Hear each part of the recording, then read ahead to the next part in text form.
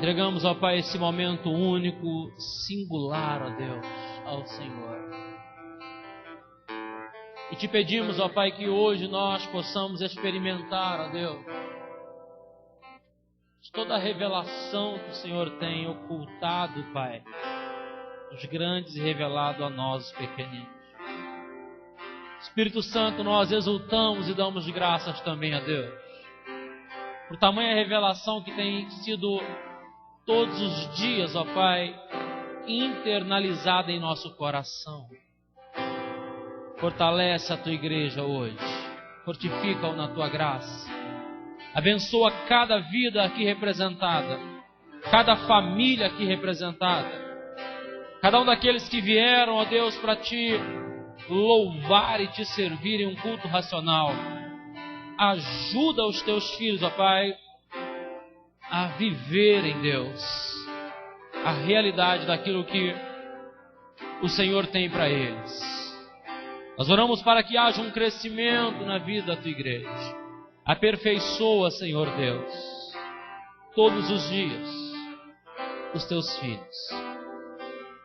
Este é o desejo do nosso coração, Pai. Em o nome de Jesus. Em o nome de Jesus.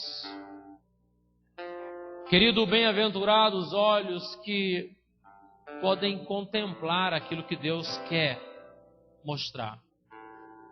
Jesus, em particular, Ele olhou para os seus discípulos e disse: vocês são bem-aventurados, porque vocês estão participando de coisas que homens grandes desejaram participar e não o puderam participar. Quando ele trata que Deus ocultou dos grandes e revelou aos pequeninos, é uma realidade em que toda a história da humanidade diz que grandes homens, dentro dos seus posicionamentos de humildade e serviço prestado a Deus, não o puderam, querido, contemplar. Moisés disse: eu não sou digno de desatar as suas sandálias. Abraão exultou e se alegrou quando teve uma visão de Cristo no Calvário. Amado, a Bíblia é fascinante quando diz que homens errantes pelo deserto morreram na esperança de alcançar a promessa e não alcançaram. E nós, querido, temos todos os dias sido alvos da promessa de Deus. Não é um particular em que você faz promessas a Deus. É um Deus que fez promessas a você. É uma realidade insondável onde Jesus para por um momento na história da eternidade, vendo tudo o que ocorre atrás dos bastidores. Ele narra Ezequiel 28 e Isaías 14:13, quando ele diz que Satanás caiu do céu como um raio e levou após si a terça parte das estrelas do céu, as enganando. Ele fala: eu vi Satanás cair do céu como um raio,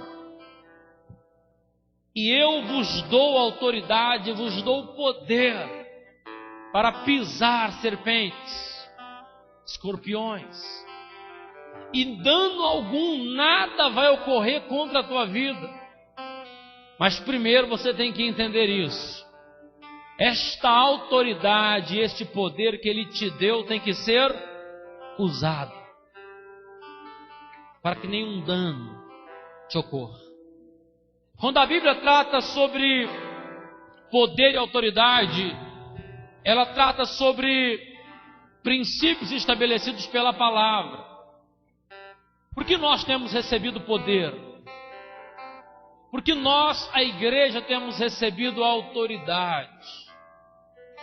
Amado, tanto o poder como a autoridade são dados às pessoas que receberam a condição de proteger outros, de honrar outros. O poder que é dado a alguém é exatamente vivido dentro dessa condição: proteger o lado mais fraco. Neemias recebe poder para construir os muros. Por quê?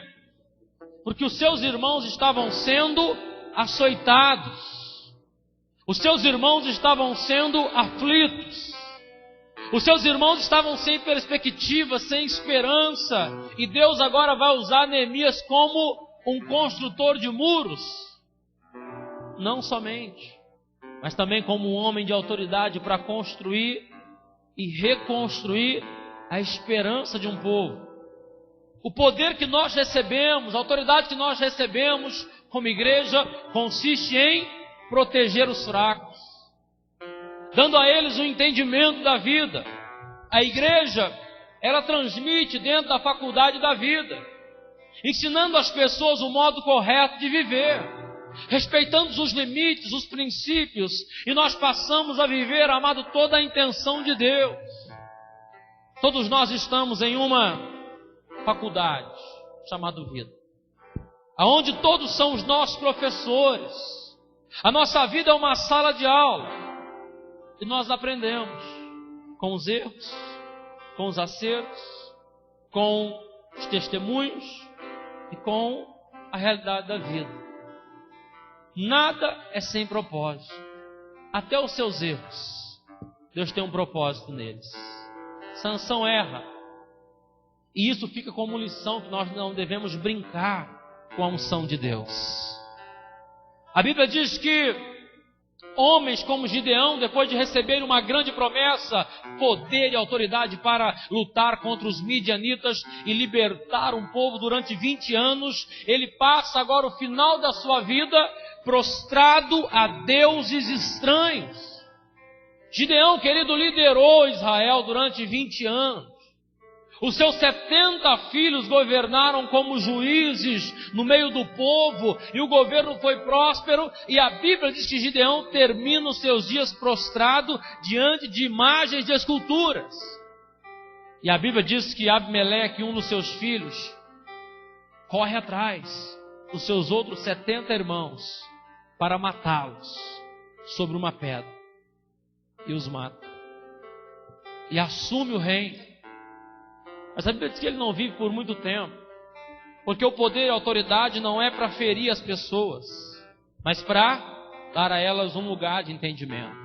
Quando eu exerço poder e autoridade de maneira incorreta, de fato, eu estou transmitindo, querido, não o poder de Deus, mas o meu próprio ego, o orgulho.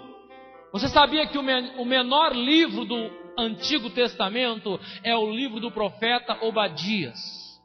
E os 21 versículos de Obadias, eles têm uma direção profética: tratar do orgulho dos edomitas.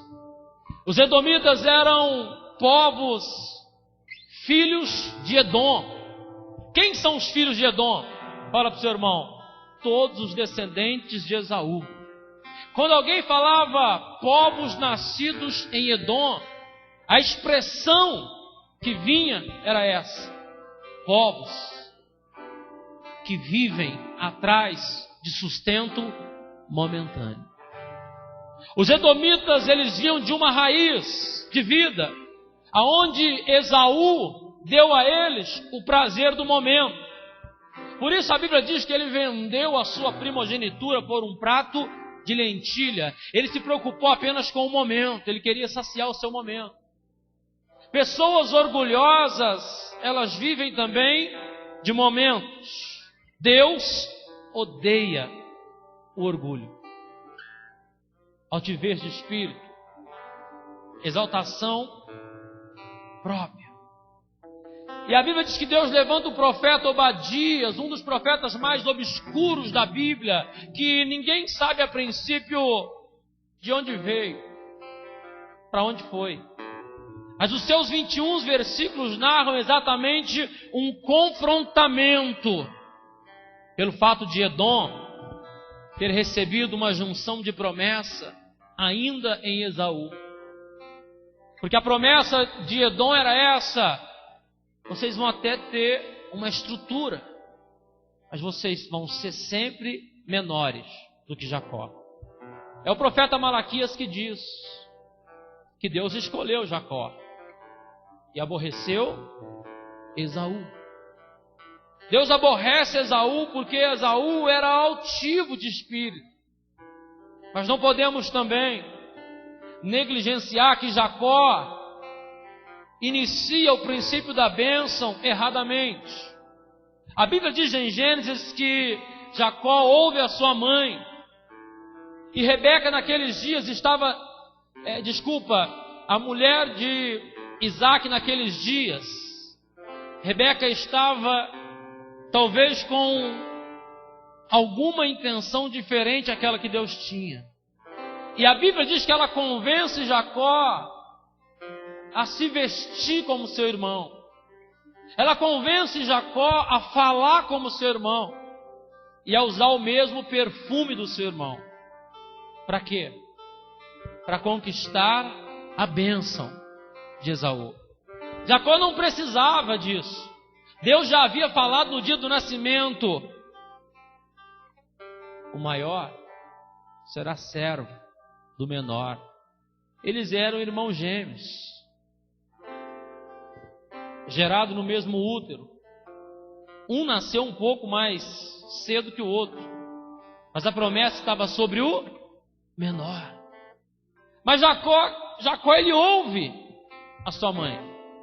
Ele coloca uma pele de animal no braço, ele vai até o seu pai Isaac, que já não está enxergando, está cego dos dias, da idade, está velho. Mas Jacó tem os ouvidos apurados, diz a Bíblia. A Bíblia diz que Isaac tem os ouvidos apurados. E quando Jacó se aproxima e fala: minha bênção, meu pai, Isaac diz: a voz é de Jacó. Então diz: chega para cá, meu filho, deixa eu te tocar. E no instante que ele toca o seu filho Jacó, Isaac diz: as mãos são de Esaú, mas a voz é de Jacó. Uma geração que tem mãos de Esaú, mas a sua voz é de Jacó. Ou seja, nós pronunciamos o que Deus disse que nós temos direito, a bênção dele. Mas nós usamos os vestidos de nossos irmãos para tentar enganar o nosso Pai. Jesus nos deu poder e autoridade. Nós não precisamos vestir vestes de ninguém. É por isso que Davi não deu certo com a armadura de Saul. A armadura de Saul era um tipo de símbolo de autoridade na batalha. Alguém dizia: o rei saiu à batalha. Como que você sabe? A 1000 metros de distância que o rei saiu para a batalha. Porque a armadura de Saul era a armadura que mais brilhava na batalha. Todo mundo tinha que ter olhos para Saul, e em torno de Saul havia uma redoma de homens que o protegia em caso de perigo. Quando Davi vai vestir a armadura, ele vai ser o guerreiro que mais vai brilhar no vale. Mas de fato, a armadura de Saul não coube em Davi. Porque o poder e a autoridade de Davi não estava na armadura, mas estava no que Deus entregou para ele naquele momento, na funda e nas 5 pedras. Nós queremos usufruir de uma autoridade que as pessoas querem nos dar, nos esquecendo que a autoridade que nós recebemos não vem da terra, ela vem do céu. João 3 diz: o homem não pode receber coisa alguma se não lhe for dada do céu. E do céu veio a autoridade da igreja, o poder da igreja. A igreja ela é poderosa por natureza. Ela tem autoridade por natureza. Natureza de Cristo. De fato, todo o testemunho que nós temos do Paracleto, do Espírito Santo, consiste no fundamento do que Jesus entregou para a igreja. Nós não precisamos usar da nossa voz de Jacó e vestir o perfume e dar uma sensação para que o pai pense: este é o meu primogênito. Nós não precisamos disso. Nós precisamos apenas nos colocar na posição e receber de fato esta autoridade, esse poder que nos foi dado, e internalizar isso em nós e usar isso todos os dias da nossa vida. Deixar com que Deus, amado, Ele projete a nossa história. Lançar o nosso orgulho de uma vez por todas fora. E deixar reinar em nós toda a intenção do Espírito. A razão pela qual, querido, nós recebemos poder é para proteger os fracos. Todo orgulho e altivez de espírito obscurece ou escurece a perspectiva que temos da vida e nos faz andar fora da lógica. Uma pessoa que recebe o poder, amado, por meio de qualquer outro princípio que não seja o princípio da honra, ele não vai saber como lidar com isso. Existem 3 modos de alguém receber poder. Fala comigo. Intimidação, troca ou honra. Intimidação, querida, é quando alguém passa a conquistar território intimidando.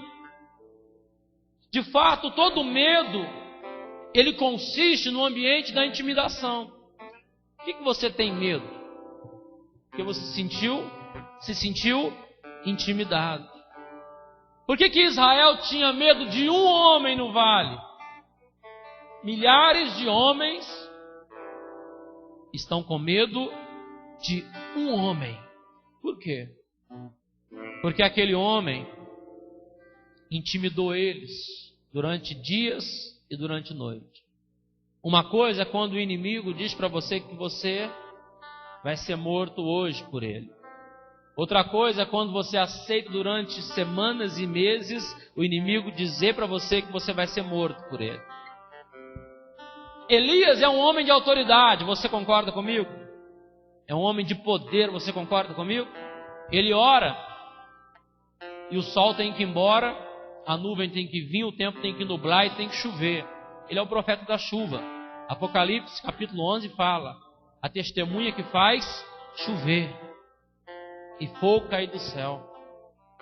Um homem que ora e o fogo cai do céu e consome 850 profetas está com medo de uma mulher. Mas Jezabel não era uma mulher, aquilo era uma legião de demônios. E ela não vai até Elias para discutir com ele. Ela manda um recado. Pode falar para ele que ele vai morrer hoje se ele ameaçar o meu altar. A questão ali era espiritual, querido. Elias vai enfrentar agora uma intimidação que vai levar ele para dentro da caverna. Ele se tranca e Jezabel começa a ganhar território. A casa de Acabe começa a ganhar território em toda condição de obscurosidade, porque a voz profética se calou. Sabe quando é que a igreja ela deixa de ganhar território e o território passa a ser ganho por toda condição de seita e heresia? Quando nós calamos a voz profética. Sabe quando que o reino de Herodes ganhou expressão nos dias de Jesus? Quando alguém disse: eu quero a cabeça de João Batista. Quando alguém disse: é só calar a voz profética e acabou esse negócio de igreja. E sabe como que alguém cala a voz profética? Não é impedindo os profetas de falar, é colocando falsos profetas para falar no lugar dos verdadeiros profetas. Antigamente, quando alguém não gostava de uma profecia, dizia assim: olha, tranca Micaías lá, porque ele não profetiza em meu favor. Quando um rei não queria uma nação estabelecida no princípio e na norma da autoridade de Deus, ele dizia: pega Jeremias e tranque ele no pátio do templo, eu quero ver ele profetizar contra a gente agora, vivendo à base de pão e água. Quando alguém não queria ouvir a voz profética, fazia que nem os filhos de Davi e de Salomão, Jorão, Jeroboão, e aí vai uma turma de filhos que diziam: vamos à batalha, vamos. Mas vamos chamar Josafá para ir com a gente, porque Josafá é crente, ele ouve a Deus, é certeza de vitória se ele for na batalha. Quando o calo aperta, nós sabemos quem são os verdadeiros crentes, que oram e Deus faz cumprir. Amado, entenda o que eu estou te dizendo. Quando as pessoas queriam calar a voz profética, elas trancavam eles, intimidando eles. Mas nos nossos dias, o diabo resolveu parar a voz profética não cortando a cabeça dos profetas. Ele resolveu calar a voz profética, colocando profetas falsos em meio aos verdadeiros. Eu oro para que Deus levante uma geração dos recabitas nos nossos dias. Aqueles que estão lá em Jeremias 35, do verso 1 ao 5, quando Jeremias, o profeta, chega e fala assim: olha, Deus mandou vocês entrar agora no templo e participar do vinho da presença. Eles falam assim: Jeremias, não! Ainda que Deus mande, nós não faremos. Porque nós fizemos uma aliança com Deus, e nós não vamos ser dados ao vinho, nós vamos ser dados à palavra dEle. Querido, não adianta a gente insistir contra isso, é uma realidade. Nós temos uma geração de profetas que estão atrapalhando outra geração de profetas. É necessário que a casa de Eli pare, para que a casa de Ana comece. Deus sempre vai marcar uma geração parando uma outra geração. Uma geração em pecado só pode ser parada por uma geração em santidade. O fato é quando nós somos intimidados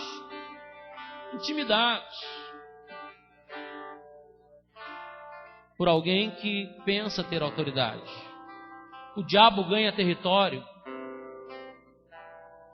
enviando mensagens do reino dele contra o reino de Deus. Você pode observar em toda a Bíblia que as mensagens chegavam, porque o diabo não tinha coragem de ir lá, mas ele mandava o mensageiro dele. Você vai ver que as cartas de um homem chamado Ben-Hadad, que era o rei da Síria, chegavam constantemente em Israel dizendo: se entreguem, porque senão nós vamos invadir a cidade, suas filhas serão escravas, seus filhos serão escravos, suas mulheres serão escravas, os jovens serão escravos. Entreguem e se submetam ao meu governo, dizia o rei Ben-Hadad pelas suas cartas no livro de Reis e no livro de Crônicas. E o rei de Israel naqueles dias, Ezequias, chorava e continuava chorando até que ele orou. E Deus falou assim para ele: mande uma carta de volta dizendo: pode se preparar para a batalha que nós vamos guerrear. Guerrear com mulheres, guerrear com crianças, guerrear com jovens. Guerrear como? Se não tinha guerreiro. Deus ia guerrear, porque Deus não tinha medo do que os inimigos estavam dizendo. Quem tinha medo era o rei, os príncipes e os que estavam ali. Mas tinha profeta naqueles dias. E Eliseu disse: pode sair a batalha. Deus já deu a vitória. E naqueles dias a batalha foi tão intensa que Deus mandou um anjo. E este anjo veio de encontro ao exército da Síria e feriu 185 mil homens de uma só vez. Nunca houve tanto sangue jorrando na história como naqueles dias. De uma só vez, 185 mil homens caíram pela espada do anjo. Anjo esse que apareceu a segunda vez na ira de Araúna, quando Davi desobedeceu a Deus. E quando Davi viu o anjo, falou: Deus, não! Me fira, me mate, mas não venha com essa sentença sobre nós. Você não sabe o que é Deus enviar um anjo para cobrar um voto. Diga para o seu irmão, Eclesiastes 5 diz para você tomar muito cuidado quando entrares na presença de Deus e sair falando que você não vai cumprir, porque depois os anjos vão vir para cobrar. Já pensou? Um anjo vir para cobrar? Davi fez uma sentença de voto e não cumpriu. Aí Deus falou com ele assim: está vendo o anjo aí, Davi? Ele está aí para cobrar o voto. É incrível como nós, querido, não temos tal entendimento que o inimigo tenta nos intimidar. Você já viu aquelas pessoas que são pagas para cobrar as outras pessoas? Elas nem são da financeira, mas elas ligam e dizem assim para você: olha, nós vamos buscar o seu carro em 2 dias. Se você não pagar, nós vamos buscar o seu carro. É mentira. Mas isso dá tanto medo que você sai correndo para arrumar dinheiro para poder pagar. Atrasa 2 prestações, eles ligam e falam assim: olha, era R$700, agora é 2.000. Se você não pagar, nós vamos buscar o seu carro. Aí você vai apavorado e paga. Aconteceu isso comigo uma vez. E a menina ligou: como que pode alguém ganhar tanto e não conseguir pagar? E fez um blá blá blá. Eu falei para ela assim: olha, a chave do carro está aqui no tal endereço, o carro também, pode vir buscar. Aí a conversa mudou. Não, é porque tem um prazo, né? Eu falei assim: olha, não me liga mais não, que a partir de hoje eu não converso mais com você. Se a tua voz aparecer, eu desligo, tem que ser outra pessoa. Aí ela: não, você que... Eu falei: chama o teu gerente aí, que você é muito mal educada. Não é assim que cobra as pessoas. Já mudou. Diga para o seu irmão, quando as pessoas ligarem para você para te cobrar com palavras sem educação, para a ligação e fala: meu querido, espera aí, tem alguma coisa errada. Você está distorcendo a conversa. Vai ter um curso primeiro de educação para depois me ligar.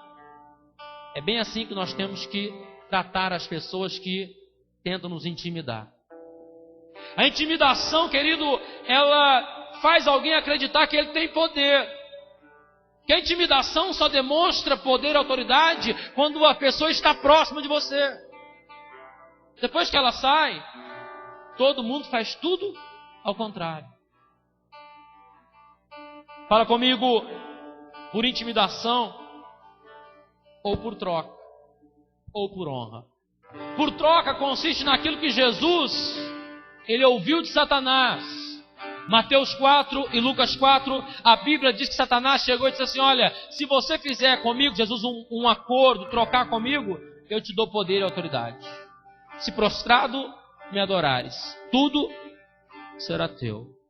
Amado, o poder do inimigo sobre a vida das pessoas sempre será a base de troca. O diabo sempre vai querer alguma coisa em troca. O diabo sempre vai querer alguma coisa, querido, em troca. Ele sempre vai trabalhar na moeda da troca.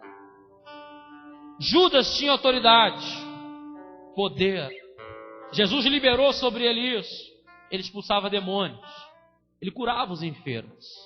Onde ele ia, a sua mensagem era uma das mais poderosas pela ciência e pela eloquência. Porque Judas era, segundo o querido Flávio Joséfo, o discípulo mais preparado de Jesus e mais pronto. Porque ele era filho de um sacerdote chamado Simão Iscariotes. Aquele Simão que Jesus um dia foi jantar com ele. E uma pecadora entrou. E ele disse: se Jesus fosse profeta, ele saberia quem é essa mulher.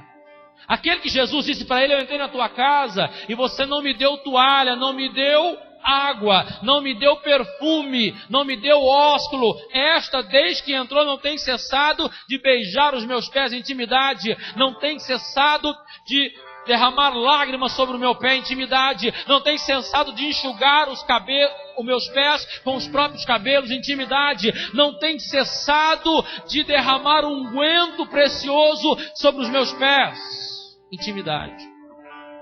A religião te leva a uma condição de serviço dentro do natural, mas, querido, a fé dentro de uma unção da graça para o serviço fora da religiosidade, ela te leva a um lugar de intimidade. Por esta razão que o diabo, ele usou esse método de troca com os reis. Ele usou, querido, isso contra os homens de Deus. Dalila disse Sansão, eu tenho te dado prazer, mas você vive escondendo. De onde vem essa força? De onde vem esse poder, Sansão? Aí Dalila fez aquele teatro. Cuidado, irmã, com os teatros. Cuidado com aquela posição que você às vezes faz com o seu marido. Aquela influência. Ele nem mais responde, mas a frase é essa. Frases sem palavras. Frases só com um olhar. Frases que já denunciam. Então, se você não fizer isso, você sabe. Conta para mim qual é o segredo da tua força. E Sansão disse: se eu não contar, eu vou ficar sem Dalila. Eu vou ficar sem intimidade. Eu vou ficar sem prazer. A troca, ela é antes de tudo uma cilada. A Bíblia diz que o rei dos filisteus pagou, e caro, em moedas de prata, para Dalila seduzir Sansão. Os fariseus pagaram quase que um nada para Judas entregar Jesus. A Bíblia diz que o rei Balaque deu uma bolsa de moedas de ouro para Balaão criar pedras de tropeços na vida dos escolhidos. Em Apocalipse 2, a Bíblia fala que em Esmirna se tolerava a doutrina de Balaão. Pastor, o que é isso? O ensinamento que cria pedras de tropeço na vida dos filhos de Deus.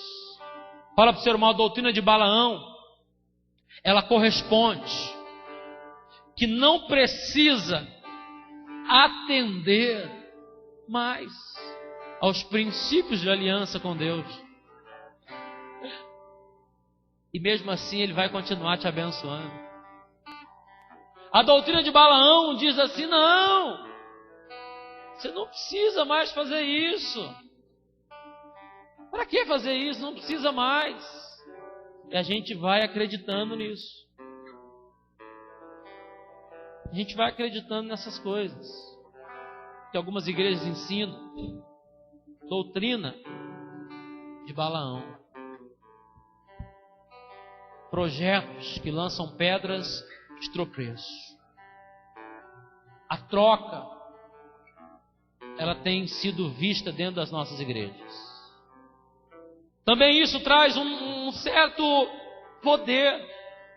Os apóstolos da mídia, eles têm os seus lenços, as suas rosas ungidas.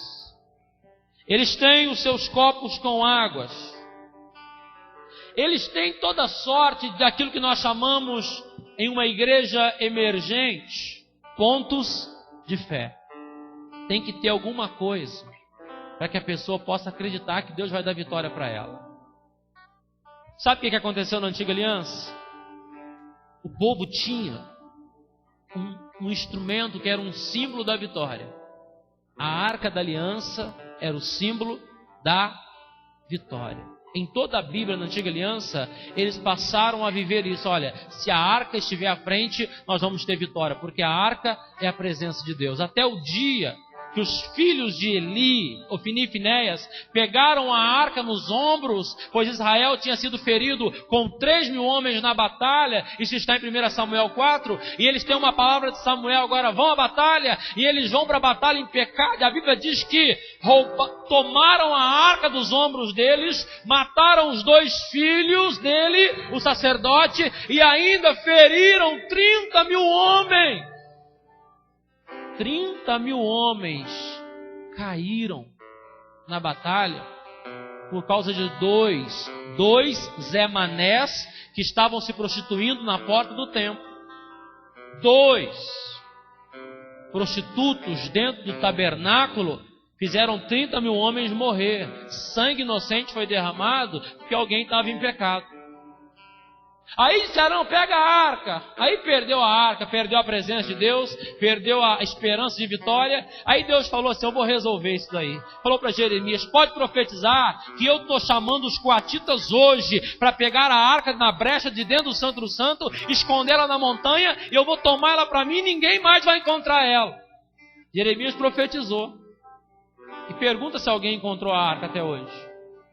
Ninguém encontrou ela. E nem vai encontrar. E nem vai encontrar. Quando a Bíblia diz que Deus tomou ela, é a mesma expressão no hebraico, Deus tomou Moisés, Deus tomou Elias. Só Deus vai revelá-lo em Apocalipse 11. E é interessante que lá em Apocalipse 11 fala assim, ó, e também a arca que foi tomada da terra foi vista lá, no tabernáculo de Deus. Fala para você, irmão, tem gente correndo atrás da arca até agora. Mas Deus falou que ela está lá no céu. Agora a arca, ela não é mais um projeto. Ela é uma realidade. Moisés construiu ela. Mas essa realidade teve que ser voltada para o céu. Porque não entenderam. Não entenderam o que Deus tinha através disso. Começaram a trocar. Diga para o seu irmão, quando eles não entenderam a realidade do céu, aquilo que foi dado teve que ser tirado. Jesus veio e foi retirado. O Espírito Santo veio e será retirado juntamente com a igreja que entendeu. A igreja que não entendeu, ela vai passar mais um momento de tribulação na terra. De fato, nós somos aqueles que não querem experimentar a segunda morte. Porque nós já morremos com Cristo. E a nossa vida está escondida nele, como está em Romanos capítulo 6. Mas diga para o seu irmão, tem também o poder e a autoridade constituída pela honra. Esse é o texto que nós lemos. Eu vos dou poder e autoridade para pisar serpentes e escorpiões, e vocês não sofrerão nenhum dano. Amado, o que Jesus entregou para a igreja, ninguém tem o poder de tirar dela. O que nós podemos fazer é deixar de exercer. É deixar de ir na confiança do que Ele diz. Quando a Bíblia diz assim, olha, em Mateus 16, verso de número 18, as portas do inferno, elas não vão prevalecer contra a igreja. A realidade é essa, querido, que não há nada que possa impedir você de viver aquilo que Deus tem para a sua vida. Nada pode parar o que Deus planejou na sua vida. O que Deus projetou na sua vida. Nada pode parar. Nem a morte. A Bíblia diz que Deus tinha uma promessa sobre Elias e a realizou. E Elias falou assim, me mata agora, Deus. Eu não quero ser mais profeta. E o único homem que pediu para morrer é o único homem que continua vivo. Mas Deus vai dar o gostinho para ele naquele dia, em Apocalipse 11. A besta vai se levantar contra ele, com a mesma intenção de Jezabel. Eu te mato hoje. E Elias naquele dia não vai tremer. Ele vai para a praça pública junto com Moisés e vai profetizar contra a besta. E a besta vai matar ele e vai matar Moisés. E depois desse grande evento, a Bíblia diz que vem um poder sobrenatural dos céus e toma as duas testemunhas de Deus e as leva para o céu, porque a Bíblia diz que todo homem tem que morrer na terra e ressurgir nela, para ter direito à eternidade. A realidade, amado, do reino de Deus consiste nisso. A autoridade e o poder que foi me dado é primeiro para evangelizar. Isso é lindo. Diga para o seu irmão, a primeira intenção de Deus em liberar sobre a tua vida, pela honra, poder e autoridade, é para você evangelizar. Atos 1:8, e descerá sobre vós o Espírito Santo de Deus. Vocês vão ser revestidos pelo poder do Espírito Santo para anunciarem o Evangelho em Jerusalém, na sua casa, em Samaria, aos seus vizinhos, até os confins da terra, em todas as nações. Amado, entenda isso hoje. Você não precisa de tempo de igreja para pregar o evangelho. Você pode aceitar Jesus hoje e amanhã pregar o evangelho para o amigo de trabalho. Você não precisa ser pastor para pregar o evangelho para alguém. Missionário, evangelista, apóstolo, profeta, não. Você pode amanhã chegar para alguém e falar: eu fui no culto ontem, eu vou te ajudar. Faz assim, olha, eu fui num culto ontem e a mensagem, ela liberou sobre a minha vida poder e honra e autoridade, e isso também vai ser liberado sobre a tua vida se você acreditar agora. Eu vou orar por você. E a pessoa fala: amém, ora agora. Amado, o evangelismo, ele não acontece apenas pela televisão, pelo rádio ou pelas mensagens panfletadas que nós damos às pessoas. Elas verdadeiramente, querido, o evangelho em si, o evangelismo mais forte que nós temos ainda é o corpo a corpo, o tete a tete, o fala aqui, ouve ali e chega lá. Como a mulher do fluxo de sangue que tocou nos pés de Jesus e foi curado, trouxe um exemplo em que Mateus 14, verso 30 fala assim: olha, e todos os homens daquela cidade iam até Jesus e pediam para ele: nos deixe tocar na orla dos vestidos como tocou a mulher. Amado, você pode hoje chegar em casa e mandar uma mensagem para alguém. Jesus ama ela. Ela pode ter ouvido essa mensagem de todas as pessoas que amam ela, estão próximas dela, porém, a tua será diferente, porque hoje você sabe que Ele te deu poder e autoridade para liberar uma mensagem. E quando você libera a mensagem, ela não é uma simples mensagem vazia, religiosa, ela é uma mensagem porque você experimentou o poder e a autoridade pelo Espírito Santo. Se de fato você já entendeu isso, porque você não está num dogma de fé, aonde só recebeu o Espírito Santo quem fala em línguas, só recebeu o Espírito Santo quem pula, sapateia, fala em línguas, profetiza, só recebeu o Espírito Santo. Não, querido, o Espírito Santo já foi liberado sobre a tua vida. A Bíblia diz em Efésios 1, 12, 13 que todo aquele que ouviu a mensagem e creu na mensagem, no poder do Cristo ressurreto, este também foi selado pelo Espírito Santo da promessa. Em alguns se viu línguas como de fogo, em outros se viu sonhos, visões, revelações, em outro ciência, em outro sabedoria, em outro fé para curar, em outro fé para interceder, em outro libertação de demônios, curas, milagres extraordinários. Cada um viu, querido, nele se manifestar o poder de Deus para operar dentro do dom, e o fim de tudo isso deve ser proveitoso, diz a Bíblia em 1 Coríntios 12, 7. Sempre para um fim proveitoso. Se o dom que eu recebi, ele não tem sido usado para um fim proveitoso, de fato, esta autoridade não é do Espírito Santo. Se o dom que eu recebi é para gerar portas de orgulho e de ciúmes, de fato, eu não estou entendendo ainda o porquê fui chamado. Você pode, querido, ter anos de igreja e nunca ter falado para ninguém de Jesus, e você pode ter horas de igreja, dias de igreja, e ganhar muitas almas para Cristo. Feche seus olhos. Nós não estamos diante de um Deus que nos intimida ou que propõe trocas. Nós estamos diante de um Deus que sabe como honrar alguém. Honra a quem honra, tributo a quem tributo. Querido, Deus escolheu você e Ele te honrou. A palavra honra, ela é entendida como mérito, ou seja, eu preciso merecer para ser honrado.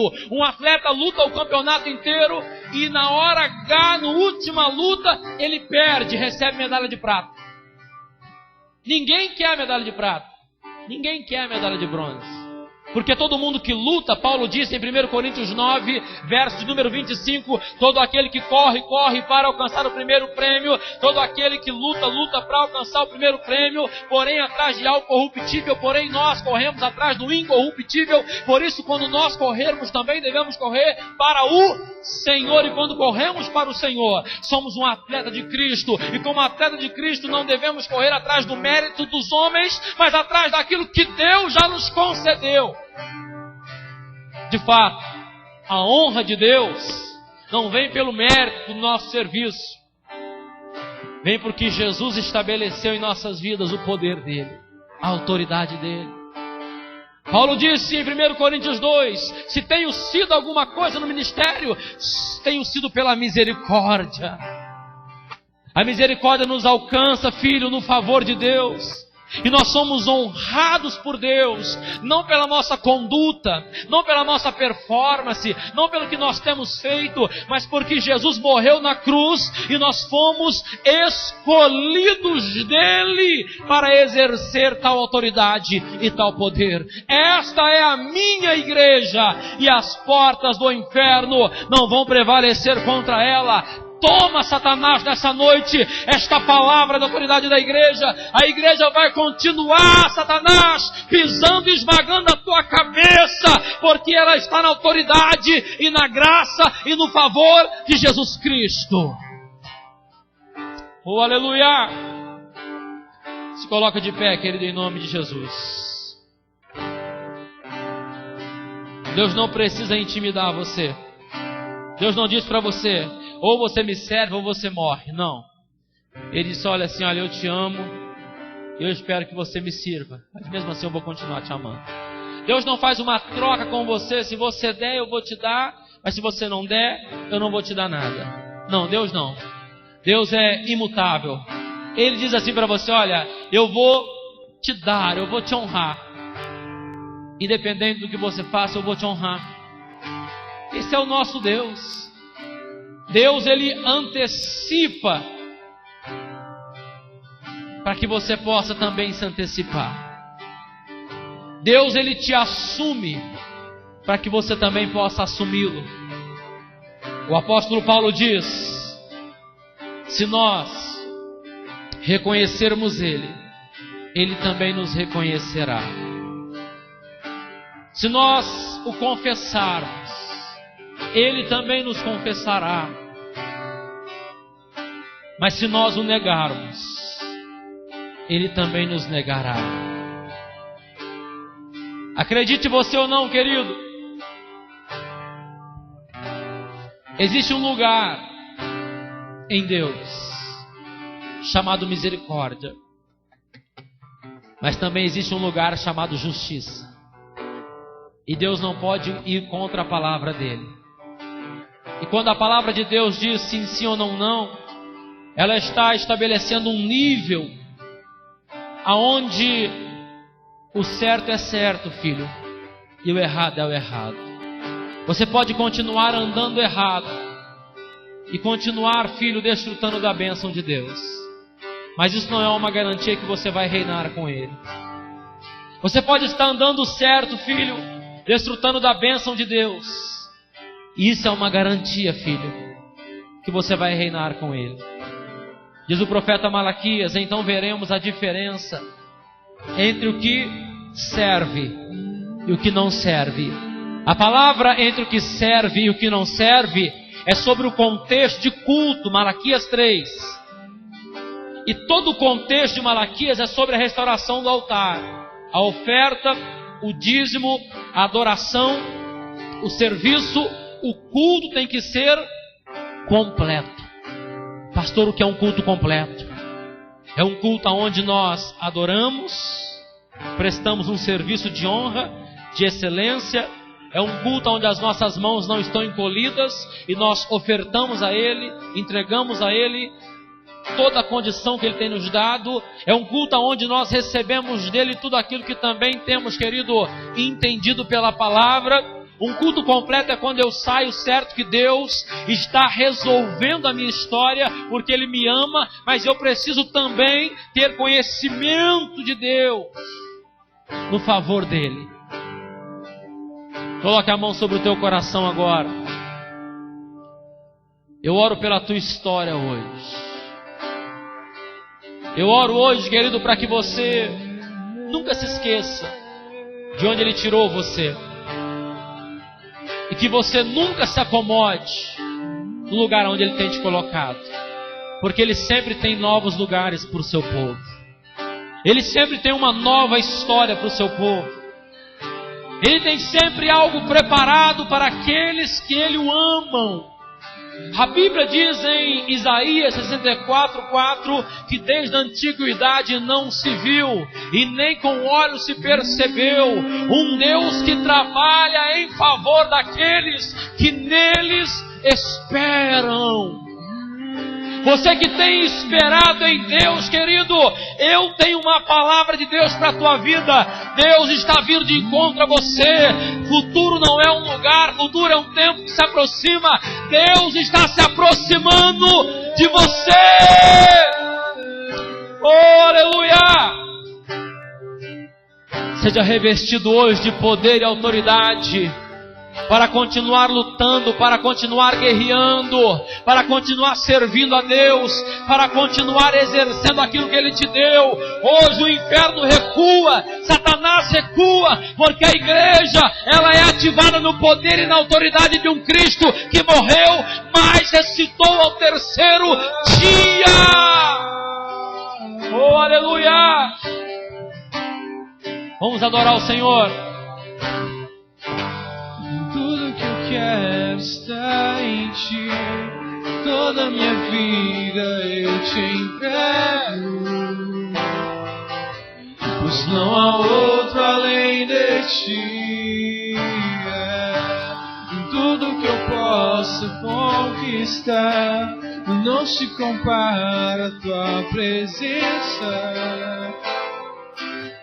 nem ao prazer de Te adorar. Dias vêm, dias vão, e em Teu coração só aumenta o desejo de Te encontrar. Agradecido eu sou pelo que já recebi, mas não estou satisfeito.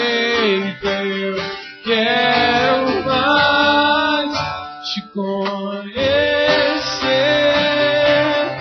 e prosseguir Te conhecer. Esse é o alvo da minha vida, Senhor. Te conhecer e prosseguir em Te conhecer é tudo que eu quero pra minha vida, Senhor.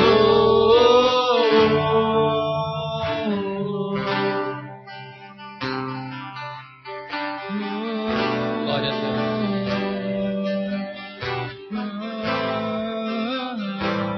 Deus. Senhor Jesus, nós estamos aqui para isso. Nós não queremos, ó Deus, ser como aquela geração que errou por não ter conhecido as Escrituras e o Teu poder. Nós queremos ser uma geração, ó Pai, que Te conheça pelas Escrituras e tenha conhecimento do poder que nos foi dado. O apóstolo Paulo, ele disse, Senhor Deus, em Filipenses, que nós temos que conhecer o poder da ressurreição. Oh, aleluias!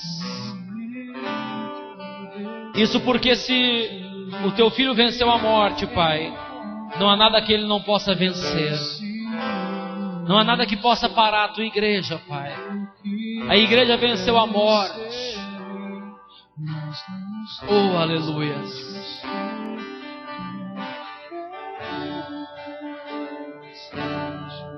Querido, ouça isso de Deus para a tua vida agora. Nós só podemos vencer uma coisa quando nós temos entendimento da atuação dela. Para Jesus vencer a morte, ele teve que morrer. Ele teve que entrar num ambiente de morte para vencer a morte. Às vezes, sabe o que acontece com a gente? Nós somos lançados dentro de uma arena para lutar. E tem um guerreiro do outro lado com a espada, que também entrou lá para lutar. E alguém disse assim: olha, pode começar. E a espada do inimigo está passando com tudo para te matar, e você fica se esquivando, dizendo: eu não quero luta não. Eu não quero luta não. Mas alguém trancou o portão e disse: só vai sair um daí de dentro. O inimigo está tentando te matar. O diabo está tentando acabar com você. E você com a espada embaiada. Então deixa eu te dar uma notícia para você.